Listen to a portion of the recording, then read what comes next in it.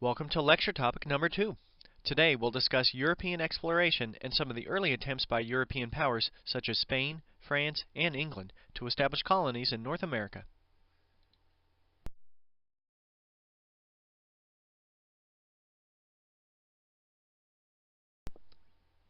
There are a few themes to keep in mind while viewing this lecture.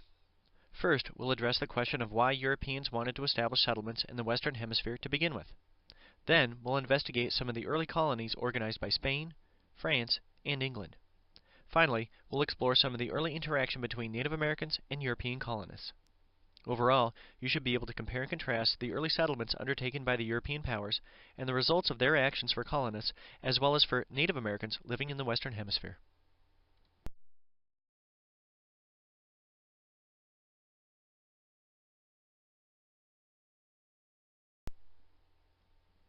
A good place to start would be with the question of why Europeans wanted to explore new lands and establish colonies in the first place.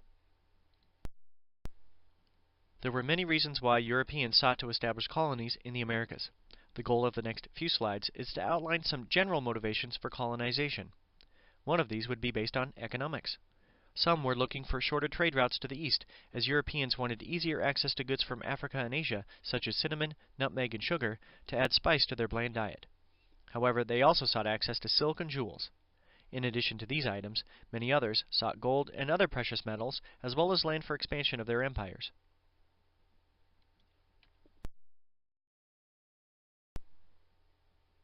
While economics played an important role for many, others came due to religious reasons.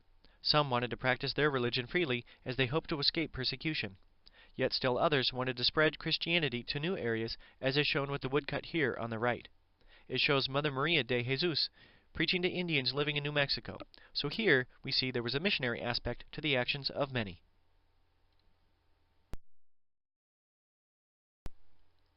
But there were other general factors as well. Some came seeking adventure and traveled because they wanted to discover new lands and were curious. However, there's one factor numerous people often overlook. A significant portion of people who became colonists were forced to do so. These were slaves. Africans didn't travel seeking gold. They weren't trying to spread a religious faith. They came because they were forced. A later lecture will explore in more detail some of the characteristics of the African slave trade, but some historians have described this as the largest forced migration in human history.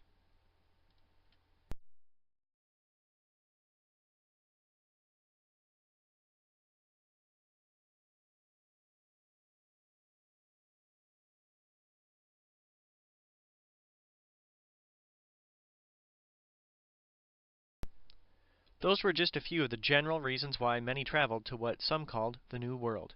Now we can take a more specific look into each of the nation's colonization activities. Because the Spanish established the first permanent settlement in what became the United States, we'll investigate their actions first. This is the same map which was shown earlier, demonstrating some of the common trade routes from Europe to Asia. Because there was so much wealth to be had in the trade of spices, silk, and other precious metals, some in Europe hoped to discover shorter trade routes to the east. One such explorer was from Genoa, Italy, named Christopher Columbus. By the late 1400s, he was a skilled navigator who became obsessed with finding a shortcut to the east. In 1492, he convinced the Spanish monarchs, Isabella and Ferdinand, to finance a mission of discovery. He arrived in the Bahamas in October of 1492, and he believed he had found a shorter route to the Indies. Therefore, he named the people he came into contact with Indians.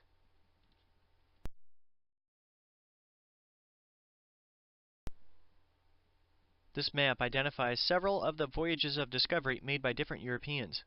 If you notice the routes shown in red, they signify the 4 separate trips made by Columbus to what he thought were the Indies. This slide shows 2 additional maps.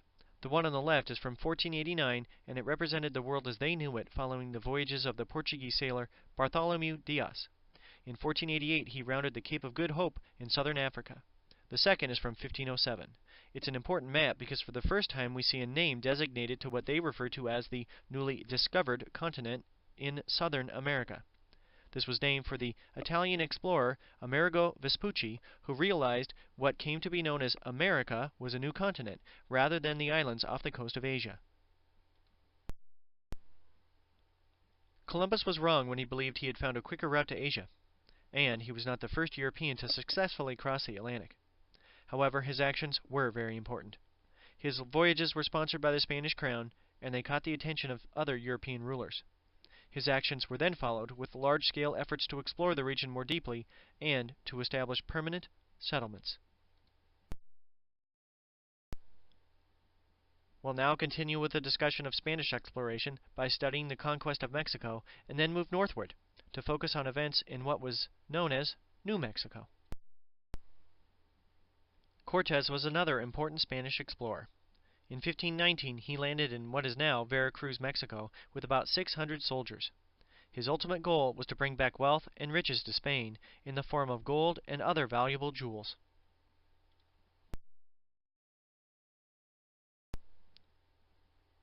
The arrow on this map shows the approximate spot where Cortez and his men landed. Once there, they actually destroyed their ship, as Cortez was intent on finding wealth in Mexico. He figured if they did find wealth, they would be able to rebuild their ship.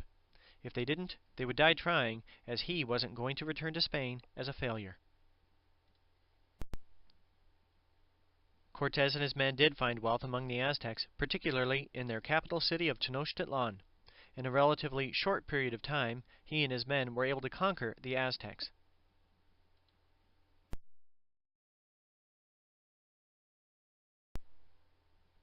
There were many factors which facilitated the Spanish conquest of the Aztecs. First, Cortez and his men were allowed to enter the capital as they believed Cortez was the god Quetzalcoatl, whose return was predicted in Aztec legend. However, rather than acting like gods, the Spanish seemed to worship the gold and other precious metals as gods. So after a short time, the Spanish were driven out of the city, but then disaster struck.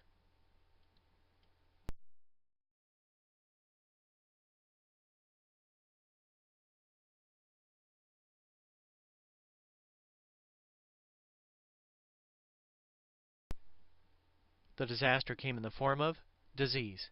In this case, it was smallpox. This was probably the biggest factor which seriously weakened the Aztecs and led to their defeat. Estimates differ among various historians, but what's clear is that Native American populations were devastated by diseases brought by Europeans. The defeat of the Aztecs was also facilitated by additional factors. First, the two sides viewed warfare differently. For example, the Aztecs viewed warfare as highly spiritual and ceremonial. This can be seen with the different depictions of clothing worn by the two sides in the image on the right. The Aztecs are shown wearing colorful costumes, while the Spanish wear European battle dress. Finally, the Spanish brought technology in the form of horses and gunpowder, which were also factors.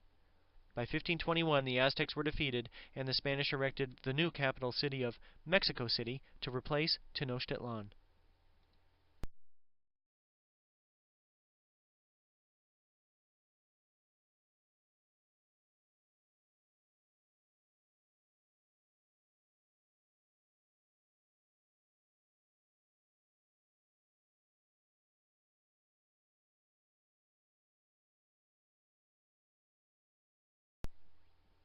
The Spanish continued to expand their empire eastward, establishing outposts in different parts of North America. When St. Augustine was established in 1565, it became the first permanent European settlement in what would become the United States. However, the Spanish also expanded northward from Mexico into what is now New Mexico in 1598. In 1598, Spanish conquistadors, led by Juan de Oñate, moved into the upper Rio Grande Valley. The Spanish crushed villagers in the pueblo of Acoma who resisted the Spanish advances. Eventually, about 800 were killed. The women and children who survived were sold into slavery, and surviving men had one foot cut off. The image on the left stands as a symbol of the Spanish presence in New Mexico, as the Spaniards employed the pueblo's traditional adobe construction style to build this church dating from the 1640s.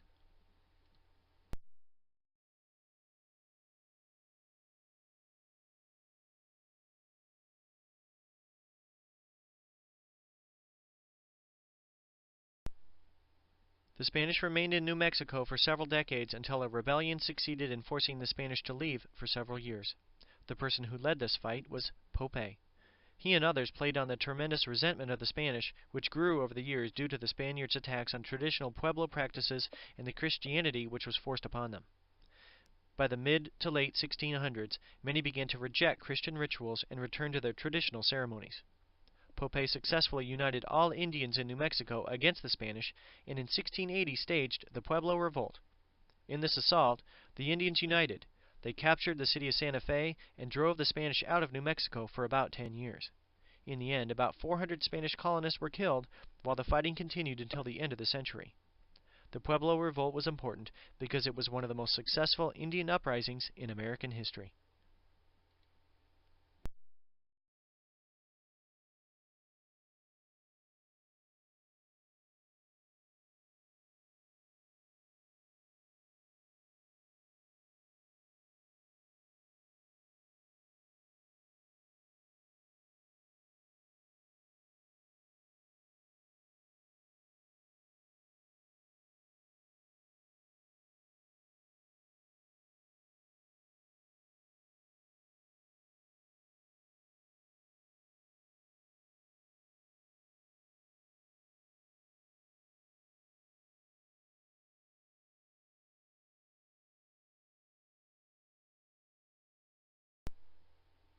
As has been shown, Spain was able to develop a vast empire in the Western Hemisphere in a relatively short period of time.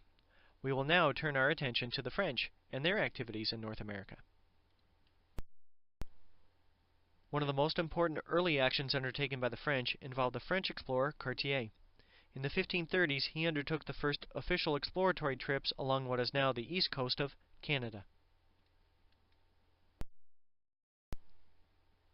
The arrow pointing to the purple lines on this map show the explorations of Cartier. Eventually, he explored the St. Lawrence River as far south as the present-day city of Montreal. His excursions formed the basis for French claims to North America. The arrow on this map shows the route of the St. Lawrence River followed by Cartier. Cartier was followed by another important Frenchman, Samuel de Champlain. Champlain founded the city of Quebec in 1608, which eventually became a key trading post as the French specialized in the fur trade. This drawing from 1699 shows the key role played by Native Americans in the fur trade, as Quebec became an important city for commerce. This French engraving showing the beaver as worker and prey demonstrates the significance of the fur trade in New France. In the late 16th and 17th centuries, felt hats were a tremendous fad in Europe. The French eventually developed important alliances with Native Americans, particularly the Huron, which helped to maintain their access to a steady stream of fur pelts. In return for beaver pelts, the French offered trade goods, which were quickly integrated into the lifestyle of American Indians. Eventually, French claims in North America included the entire purple area shown here on this map. However, a later lecture will discuss additional exploratory trips made by the French along the route of the Mississippi River. The French successfully maintained their access to beaver, in part due to their alliance with the Huron initially established by Champlain. This began in 1609 when he accompanied several Huron in an encounter with the Iroquois. The Huron, with the help of the French, defeated their bitter enemies in this case and ensured the French traders access to the interior of what is now Canada. Champlain was important because of the important posts and trading network he helped to establish. Many referred to him as the father of New France. England's exploration and settlement was also important. We'll investigate some early explorers and then study the lost colony of Roanoke next. England's excursions began in the late 15th century when John Cabot was hired to explore the North Atlantic.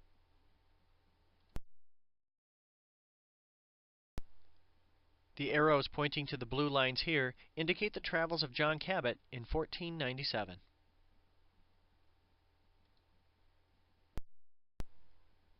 While Cabot's explorations were a start, the English didn't try to establish a settlement for some time. The first attempt undertaken by England, which we will explore, took place in the 1580s at Roanoke. Sir Walter Raleigh was the most important person associated with the establishment of Roanoke. He came from a distinguished family, but was also helped by his personal relationship with England's Queen Elizabeth. The proposed colony was located off the coast of what is now North Carolina. The circled area on the map indicates the location of Roanoke Colony. At the time, Raleigh chose to name the geographic region he was settling Virginia in honor of Queen Elizabeth, who ruled England for most of the latter half of the 16th century. She was described by many as the Virgin Queen because she never married. Roanoke was first settled in 1585 as colonists, including a large contingent of soldiers, arrived. Overall, the colony had a very unique purpose. The specific goal for this community was to serve as a base for pirate ships. Roanoke was located just north of the Spanish in Florida to enable privateers to attack these Spanish ships. Relations with the local Indians were rocky at best, even though the English relied on them for food. This could possibly explain the eventual fate of the colony.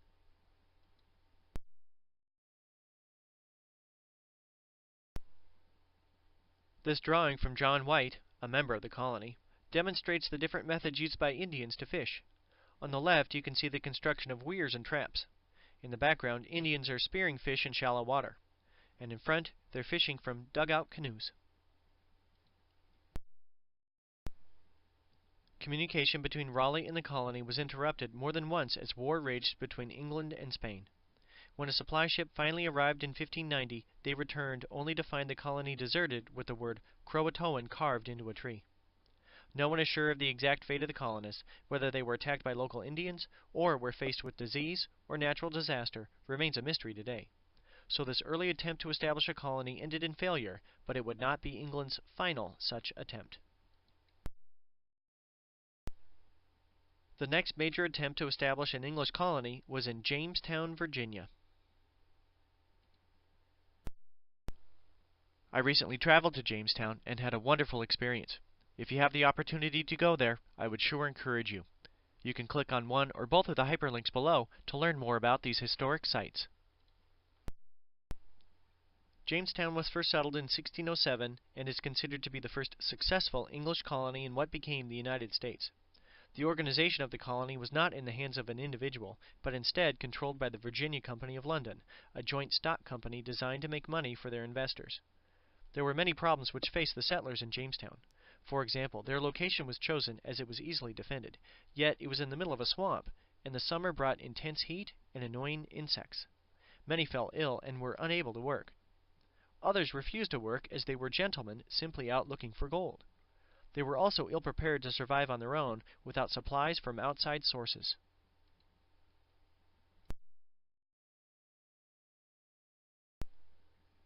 For food, they relied on the local Indians, which were organized into a powerful confederacy. These were the Powhatan Indians, led by Chief Powhatan. One of the settlers, John Smith, was captured and set to be executed as he attempted to seize corn. Smith was later released, but not before he may or may not have been saved by Powhatan's daughter Pocahontas.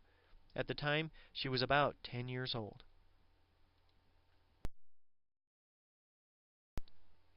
As Jamestown settlers continued to struggle in that first year, some statistics may demonstrate the lack of success in the colony. In May of 1607, 101 settlers arrived in Jamestown. When relief ships arrived the following January, only 38 remained alive.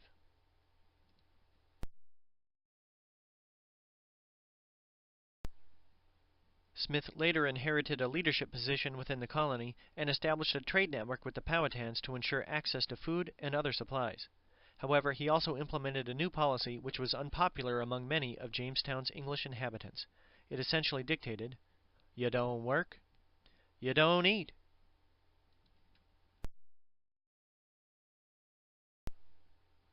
Under Smith's leadership, there was a much higher survival rate. At the outset of the winter of 1608, 200 settlers were living in Jamestown. By the following spring, only 12 had died.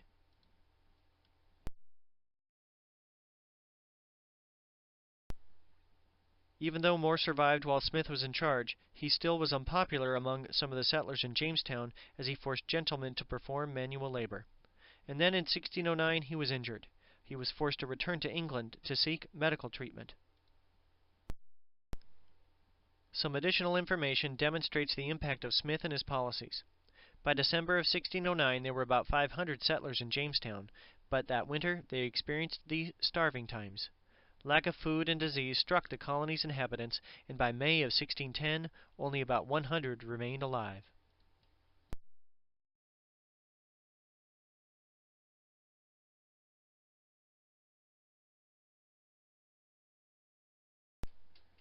Although the death rate was appalling, colonists continued to arrive in Jamestown. We'll see how a new cash crop led to an economic boom for the colony. While the colony continued to operate by the 16 teens, investors did not see profits. Eventually, the colony was saved by, of all things, tobacco. Smoking had become a popular habit in England during the mid-1500s, and John Rolfe had succeeded in developing a strain of tobacco which flourished in Virginia and was popular among smokers. Rolfe later married Pocahontas, the daughter of Powhatan, which led to an easing of tension between the Powhatans and the colonists. In many ways, Pocahontas served as a diplomat for her people, and she even traveled to England and held an audience with the king and queen. She died, however, before she could return to her homeland.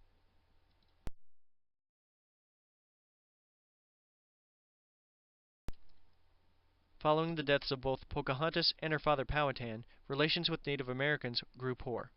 By this time, Opechancanough, Powhatan's brother, had assumed leadership of the Confederacy. As the English continued to expand their settlements, Opechancanough struck back in 1622, killing about one-fourth of the settlers in a single day. The company responded by adopting a policy to destroy the Powhatans, and the fighting continued for several years. At one time, the Powhatans included a huge confederacy, symbolizing the strongest power in the entire region. It's estimated that at one time they included some 40,000 Indians, but by the end of the conflict with the English, only about 500 remained.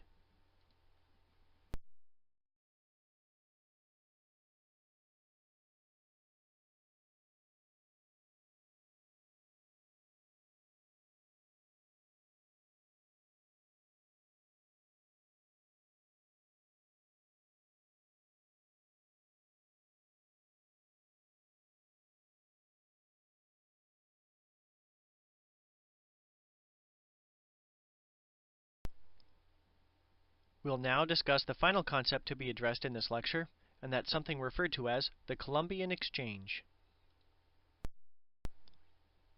The Columbian Exchange is a phrase used to describe one aspect of the interaction between Europeans and Native Americans.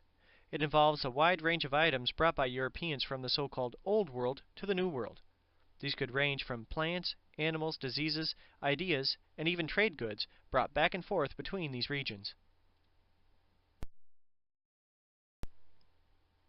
This chart shows some of the plants brought from Europe to America which were not native to the Americas before European contact.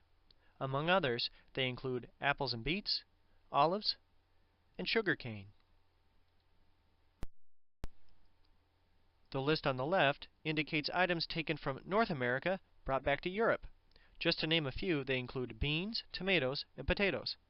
These were all crops from the Americas brought back to Europe. Also notice that tobacco was a so-called New World crop. Welcome to lecture topic number 2. Today we'll discuss European exploration and some of the early attempts by European powers such as Spain, France, and England to establish colonies in North America.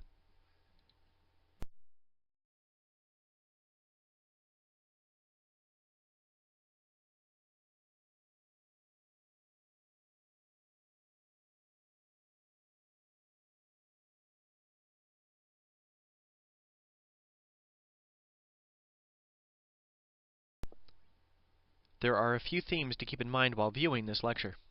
First, we'll address the question of why Europeans wanted to establish settlements in the Western Hemisphere to begin with. Then, we'll investigate some of the early colonies organized by Spain, France, and England. Finally, we'll explore some of the early interaction between Native Americans and European colonists. Overall, you should be able to compare and contrast the early settlements undertaken by the European powers and the results of their actions for colonists, as well as for Native Americans living in the Western Hemisphere.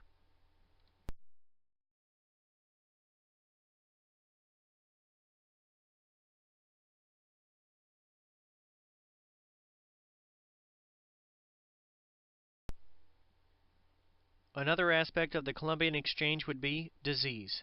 There's debate among historians as to exactly how many American Indians died as a result of exposure to diseases brought by Europeans, but they were devastating. Diseases led to more deaths and did more to disrupt the Native American society than any other single factor.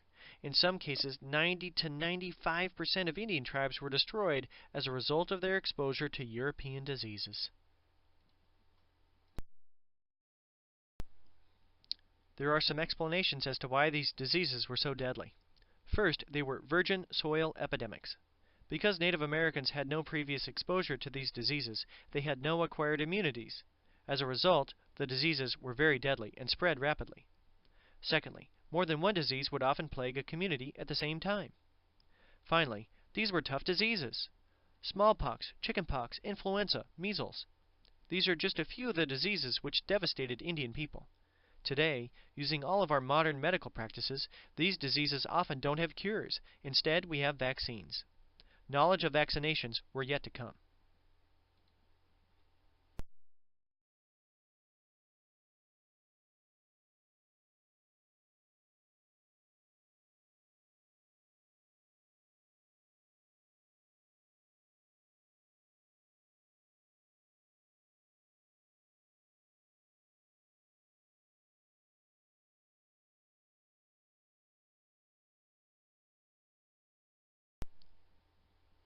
What about diseases which were common among Native Americans?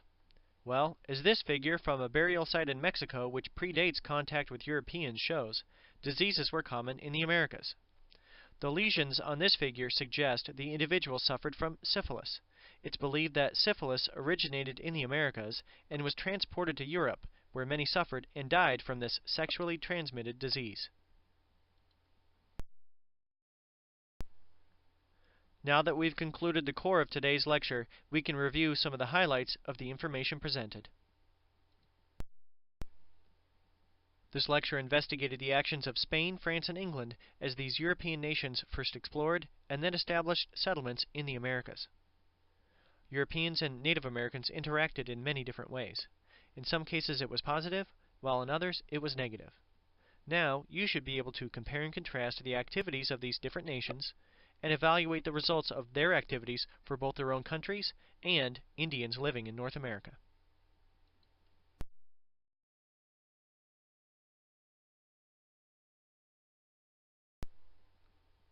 This concludes lecture number 2. The next few slides will offer some hyperlinks to additional information on these topics and a list of sources used to create this presentation. Have a good day.